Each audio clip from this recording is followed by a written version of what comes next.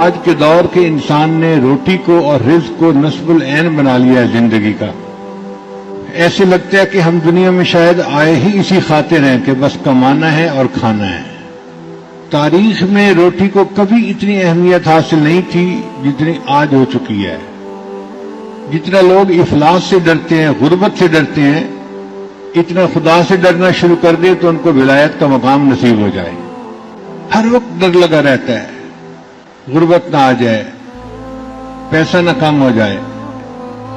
شریعت نے کسب حلال کو عبادت کہا ہے. نبی اسلام نے ارشاد فرمایا القاسب و حبیب اللہ، ہاتھ سے محنت مزدوری کر کے کمانے والا اللہ کا حبیب ہوتا ہے، اللہ کا دوست ہوتا ہے. دین اسلام اتنا خوبصورت ہے کہ اس نے ہمیں اعتدال کا سبق دیا ہے. نہ تو دین میں لگ کر دنیا کو خیر بات کہہ دیں اور نہ دنیا میں لگ کر دین سے غفلت برتیں. شریعت کہتی ہے کہ تم دین پہ بھی رہو مگر اپنی دنیا کی ضروریات کو بھی پورا کرو.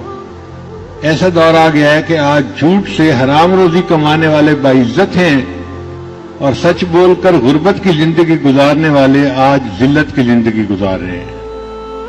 اللہ تعالیٰ نے ہر بندے کے لیے رزق کا فیصلہ خود فرمایا ہے اور رزق کو اللہ تعالیٰ اس وقت تنگ کرتے ہیں جب انسان گناہوں کے رستے پہ چل پڑتا ہے.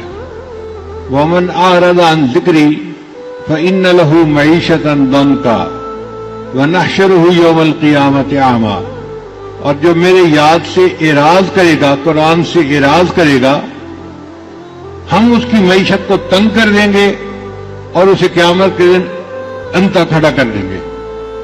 اب بتائیے کتنی بڑی سزا ہے. اسی لیے کئی لوگ جو دیکھنے میں بڑے امیر ہوتے ہیں ان کا رزق بڑا تنگ ہوتا ہے.